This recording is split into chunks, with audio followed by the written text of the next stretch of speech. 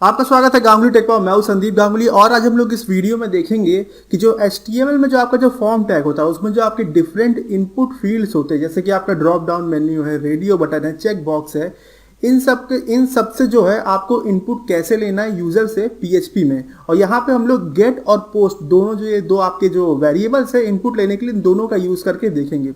सबसे पहले आप ये देख लीजिए कि यहाँ पे मैंने एग्जाम का कंट्रोल पैनल को जो है ओपन करके रखा है और ये मेरा एग्जाम जो है रनिंग में है। और उसके बाद मैं यहाँ पे एक्लिप्स आईडी का नेटबीन्स आईडी का यूज़ कर रहा हूँ। नेटबीन्स आईडी का मैं यूज़ कर रहा हूँ ये PHP प्रोग्रामिंग में।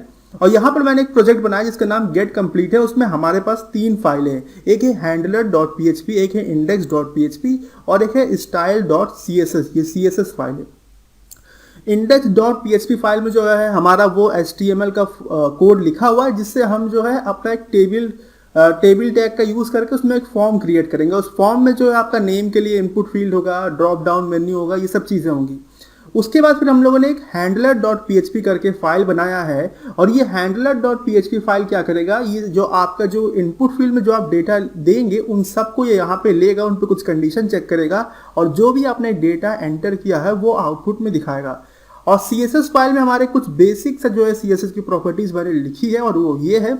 सबसे पहले मैंने यूनिवर्सल सेलेक्टर का यूज करके यहाँ पर मार्जिन और पैडिंग को 0 पे सेट कर दिया है। और यहाँ पे टेबल जो टैग होता है उसमें हमने बैकग्राउंड कलर ये दे दिया है गोल्ड, और ये बॉर्डर के लिए ये कर दिया है। तो अब जो है नेटबीन्स आईडी मेरा ये प्रोजेक्ट है। और उसके बाद ये एग्जाम में मैं आपको एक और चीज़ दिखा दूँ कि आपको एक्सप्लोरर बटन पे या क्लिक करना होगा और यहाँ पे जो आपकी htdocs वाला जो फोल्डर होता है इसके अंदर जो आपको अपना ये प्रोजेक्ट क्रिएट करना होगा, जो कि मेरा यहाँ पे गेट कंप्लीट है। आप देखेंगे यहाँ पे गेट कंप्लीट करके एक फोल्डर है, उसके अंदर ये मेरी सारी फाइल्स मौजूद है। तो अब जो है हम लोग अपना मेन काम शुरू करते हैं। तो सबसे पहले आप ये नेटबीन्स आईडी में आके व्यू पे जाके इसको फुल स्क्रीन पे कर लीजिएगा, जिससे कि पूरा क्लियरली दिखाई दे। तो यहाँ पे सबसे पहले जो है मैं आपको index.php जो फाइल है इसके कोड को आपको एक्सप्लेन कर देता हूँ। और मैं जो ये कोड टाइप करके लिख के नहीं दिखाने वाला हूँ, क्योंकि इससे जो है वीडियो का लेंथ काफ़ी लंबा हो जाएगा। तो यहाँ पे मैं सब चीज़ आपको दिखा देता हूँ। आप वीडियो को पॉज करिएगा, ये कोड लिख लीजिएगा, उसके बाद जो है आप इसको रन करके देखिएगा, आपका ये जो प्रोग्राम है पूरा कंप्लीटेड रन हो जाएगा। तो सबसे पहले तो हम इसको ब्राउजर में ओपन करके देखते हैं कि कैसा दिखाई दे रहा है। इसके लिए आपको रन पे जाना है और ये रन प्रोजेक्ट पे क्लिक करना है। तो ये देखिए हमारा ये जो है फॉर्म बन के आ रहा है। आप यहाँ पर देख सकते हैं एक नेम जो है ये नेम वाला का फील्ड है। फिर यहाँ पे एक स्टेट करके फील्ड है जिसमें मैंने ड्रॉप डाउन मेन्यू का यूज़ किया है। फिर यहाँ पे ये टेक्स्ट एरिया करके एक फील्ड मैंने यूज़ किया है यूज़र से एड्रेस लेने के लिए। फिर मैंने यहाँ पर रेडियो बटन्स का जो इनपुट टाइप होता है HTML में उसका यूज़ किया, उससे जेंडर क्या ये पूछा है। फिर मैंने यहाँ पे कुछ टिक मार्क वाले भी जो है इनपुट लिए हैं। और फिर यहाँ पे फिर से आपका ये पासवर्ड फील्ड है।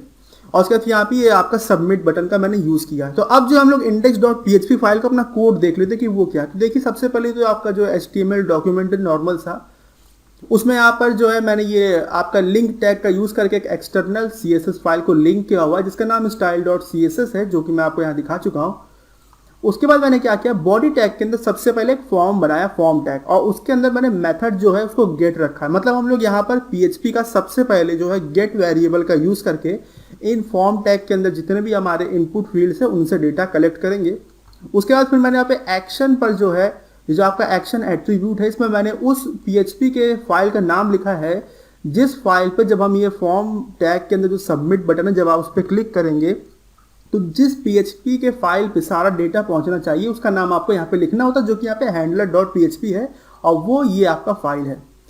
उसके बाद मैंने यहाँ पे जो है क्या किया, टेबल टैग का यूज़ किया, उसमें रो और कॉलम बना के जो यहाँ पे सारे टैग्स बना दिए इनपुट के। तो देखिए सबसे पहले हमने नेम का ये बनाया, नेम के लिए आपका जो है एक रो बनाया। और आपको मैं ब्राउजर पे ज़रा दिखा दूँ। तो जब मैं रो कहता हूँ तो उसका मतलब ये होता है, ये जो आपका ये जो हॉरिजॉन्टल है ये रो है और ये जो आपका जो वर्टिकल है ये कॉलम है। तो एक कॉलम ये हो गया, दूसरा कॉलम ये, और ये आपका पहला रो, दूसरा, तीसरा, चौथा, पांचवा और छठा, टोटल 6 रोज है इस टेबल में। तो वापस चलते हैं, हमारा सबसे पहला जो है नेम के लिए है।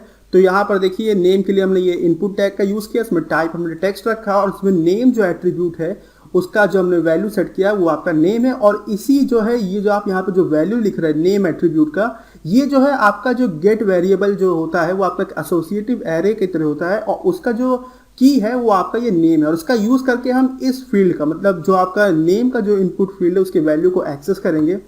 उसके बाद फिर हमने देखिए यहाँ पे स्टेट के लिए जो है हमने एक सेलेक्ट जो आपका इनपुट टैग होता है उसका यूज़ किया है। और इसमें हमने जो सेलेक्ट टैग में आपका जो नेम एट्रीब्यूट रखा है उसका नाम स्टेट रखा है, और इसमें हमने कुछ ऑप्शंस का यूज़ करके कुछ वैल्यूज़ क्रिएट कर दी यहाँ पर। तो सबसे पहला जो मैंने सेलेक्ट टैग के अंदर जो ऑप्शन रखा है उसको नल रखा है, और ये इसलिए रखा है जिससे कि अगर यूज़र कुछ भी नहीं सेलेक्ट करता है तो हम एक एरर जनरेट करेंगे कि यूज़र ने कुछ भी मतलब सेलेक्ट नहीं किया। और अगर आपको ये सारे टैग्स के बारे में नहीं पता है कि ये टैग का कैसे यूज़ करना है, तो आप मेरे चैनल पर जाइए, HTML ट्यूटोरियल की आपको प्लेलिस्ट मिलेगी, उसके अंदर आपको ये जो है वीडियो ट्यूटोरियल मिलेगा जहाँ पर मैंने सब कुछ दिखाया है कि आपको ये सब कैसे बनाना है।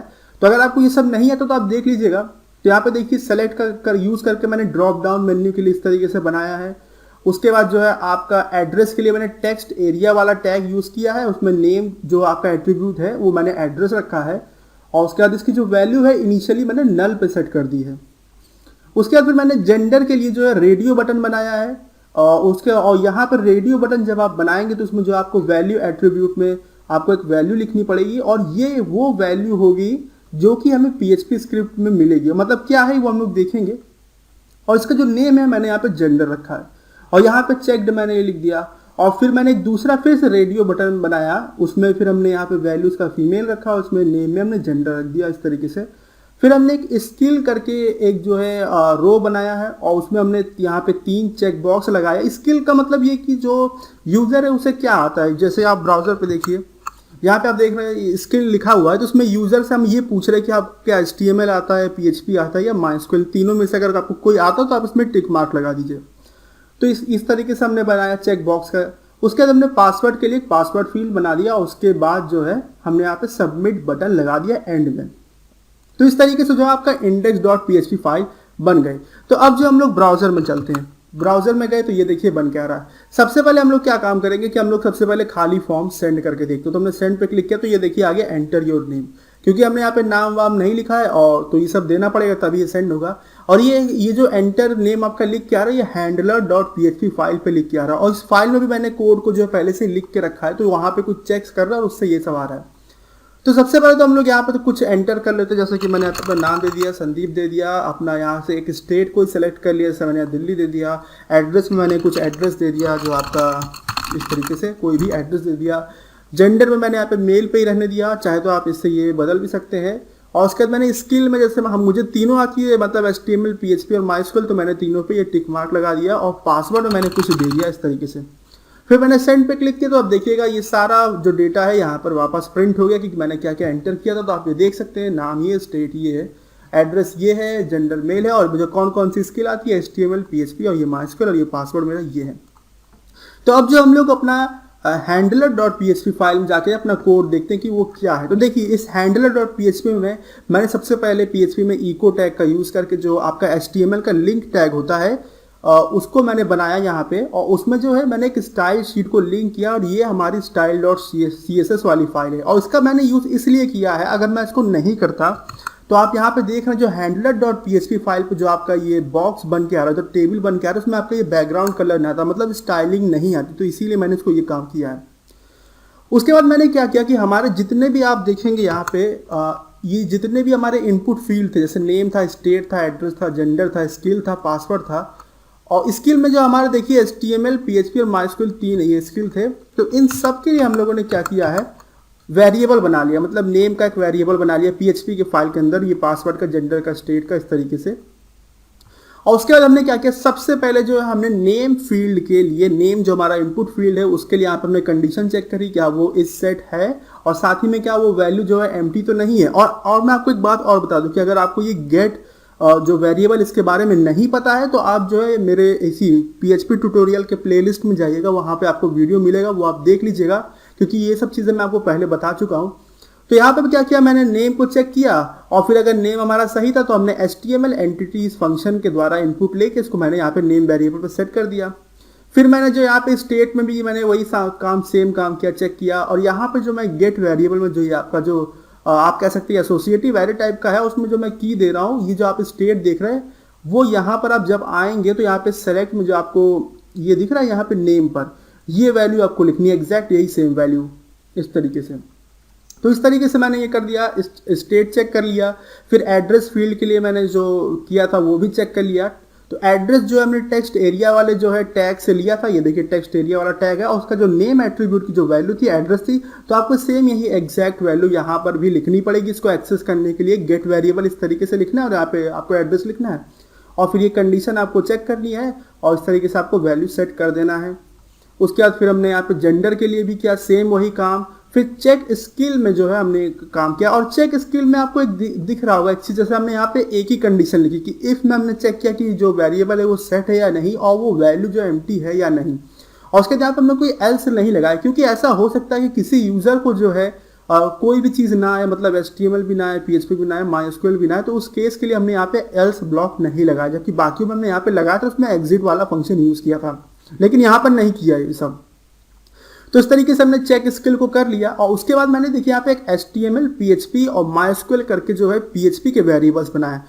और मैंने क्या किया कि जो हमारा यहाँ पे चेक बॉक्स था, जैसे आप यहाँ पे चेक बॉक्स देख पा रहे, तो यहाँ पे एक HTML का हमने यहाँ पे इस तरीके से वेरिएबल बनाया था, उसकी वैल्यू थी HTML। तो अगर किसी ने HTML पे टिक मार्क लगाया होगा तो क्या होगा कि जो PHP का जो HTML है इसमें एक स्ट्रिंग जो है स्ट्रिंग वैल्यू स्टोर हो जाएगी, और वो स्ट्रिंग वैल्यू जो होगी आपका HTML होगा।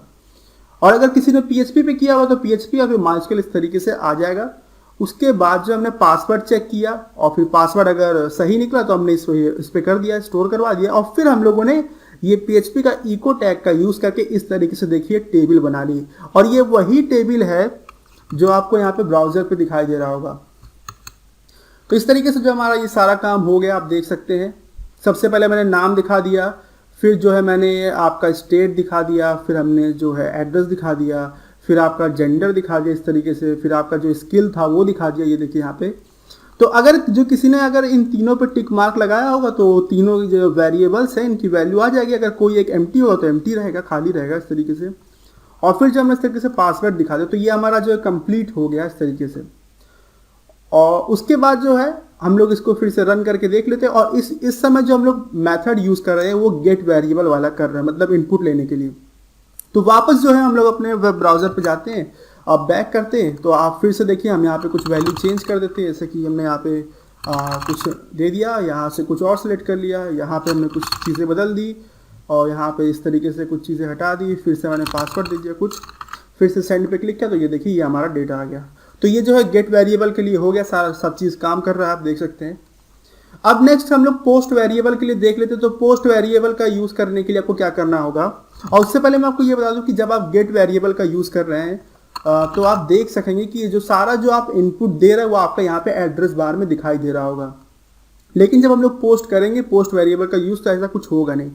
तो पोस्ट वेरिएबल का जो यूज़ करने के लिए आपको दो काम करना पड़ेगा। सबसे पहले तो आप index.php फाइल में आइएगा, वहाँ पे फॉर्म टैग में मेथड में जाके यहाँ पे पोस्ट लिख दीजिएगा, आपको पोस्ट लिखना है। उसके बाद आपको handler.php फाइल में आना है सबसे पहले, फिर आपको यहाँ पे एडिट पे जाना है, एडिट में आपको रिप्लेस करके यहाँ पे ये मिलेगा, इस पर आपको क्लिक करना है। यहाँ पे नीचे देखिए फाइंड वॉट में आ जाएगा, तो यहाँ पे आपको $_get लिखना है सबसे पहले। तो इससे क्या होगा, जहाँ जहाँ गेट लिखा है वहाँ पर ये जाएगा। उसके बाद आपको इसको आप किस चीज़ से रिप्लेस करना चाहते हो, तो हम यहाँ पे $_post से रिप्लेस करना चाहते हो, तो हमने ये कर दिया। और रिप्लेस ऑल, मतलब जहाँ जहाँ पर इस तरीके से $_get लिखा होगा उस जगह पे हम रिप्लेस ऑल कर देंगे। सब जगह $_post हो गया। हमने Ctrl+S दबा के फाइल को सेव कर लिया, इसे यहाँ से कट कर दिया। फिर हम लोगों ने कीबोर्ड में F6 दबाया तो ये ब्राउज़र में ओपन होके आ गया। अब जो है ये पोस्ट मेथड जो होता है उसका पोस्ट वेरिएबल जो है PHP का, उसका यूज़ करके जो है डेटा लेगा। तो हमने यहाँ पे कुछ डेटा दे दिया, इस तरीके से जो है आपका क्रिएट कर दिया हमने वैल्यू, और यहाँ पे ये सेलेक्ट कर लिया, यहाँ पे ये और ये सेलेक्ट कर लिया, कुछ पासवर्ड दे दिया, फिर मैंने सेंड कर दिया। तो ये देखिए आपका आ गया। और आप देखेंगे इस बार एड्रेस बार में आपको कोई भी जो है वेरिएबल का वैल्यू कुछ यहाँ पे दिखाई नहीं दे रहा। तो अगर कोई आपका सेंसिटिव इन्फॉर्मेशन है, जैसे कि आपका पासवर्ड है, बैंक अकाउंट नंबर है, तो ये सब चीज़ें जब आपको यूज़र से लेनी हो तब आप जो है पोस्ट मेथड का यूज़ किया करिए, और PHP में आपको पोस्ट वेरिएबल यूज़ करना पड़ेगा। और अगर सेंसिटिव इन्फॉर्मेशन नहीं है तो उस केस में जो है आप गेट का यूज़ कर सकते हैं। तो अब अगर आपका इस वीडियो से जुड़ा कोई भी डाउट हो तो आप कमेंट सेक्शन में पूछ लीजिएगा, और अगर अभी तक आपने मेरा चैनल सब्सक्राइब नहीं किया है तो कर लीजिए, जिससे कि सारे फ्यूचर अपडेट्स आप तक पहुंचते रहे। और ये वीडियो देखने के लिए आपका धन्यवाद।